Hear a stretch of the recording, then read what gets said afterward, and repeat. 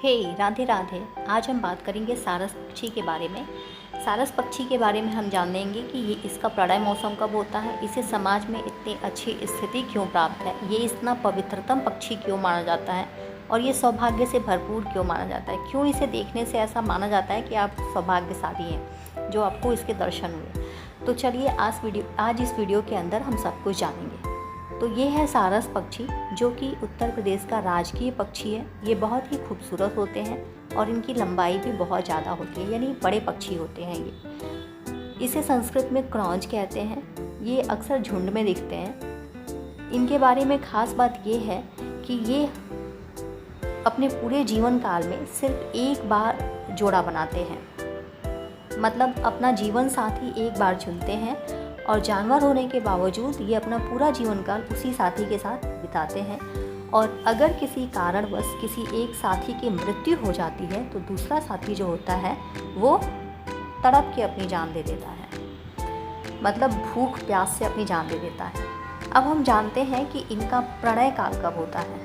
तो ये जो पक्षी होते हैं ये मानसून के मौसम में प्रणय करते हैं। प्रणय मुख्यतः ये फीमेल पक्षी स्टार्ट करता है।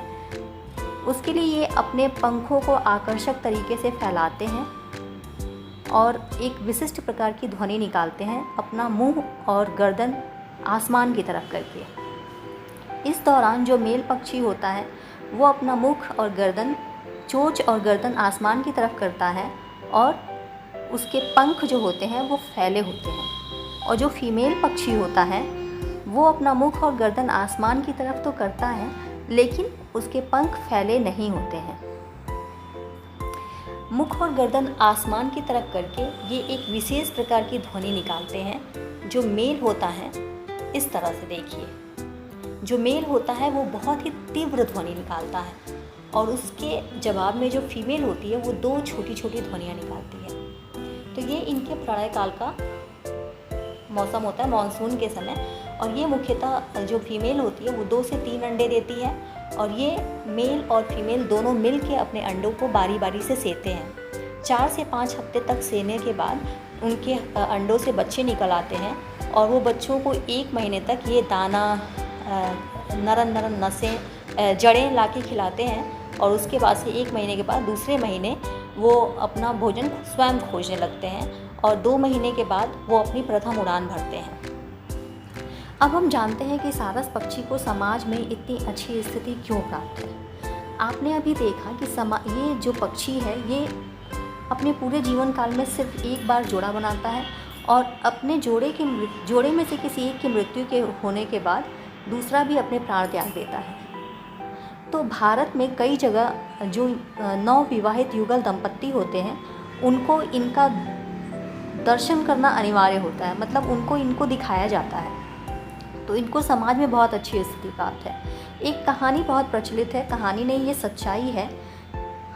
विश्व का प्रथम ग्रंथ रामायण आप सभी जानते हैं, बहुत ही पवित्रतम ग्रंथ है। महर्षि वाल्मीकि जी ने इसकी रचना की है और महर्षि वाल्मीकि जी ने बताया है, इस ग्रंथ के प्रथम श्लोक की शुरुआत सारस पक्षी से की है।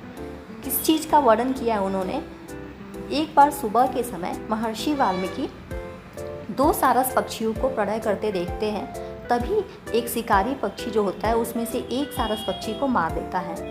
तो दूसरा सारस पक्षी भी जो होता है वो भूख प्यास से तड़प के अपनी जान दे देता है। ऐसा देख के जो महर्षि वाल्मीकि हैं उनका हृदय द्रवित हो जाता है और वो शिकारी को श्राप देते हैं कि जिस प्रकार तुमने इस निर्दोष पक्षी का वध कर दिया और ये तड़प के अपनी जान दे दिया और इतने कष्ट में था, वैसे ही तुम भी जीवन भर कष्ट में रहोगे। और इन्हीं वाणी को अपनी इसी वाणी को उन्होंने रामायण के प्रथम श्लोक के रूप में लिपिबद्ध किया है। तो सारस पक्षी को रामायण के प्रथम श्लोक में स्थान मिला है। तो इसी वजह से इसकी सामाजिक स्थिति इतनी अच्छी है और इसे इतना पवित्रतम पक्षी माना जाता है। इसके आगे हम नेक्स्ट वीडियो में बात करेंगे। धन्यवाद।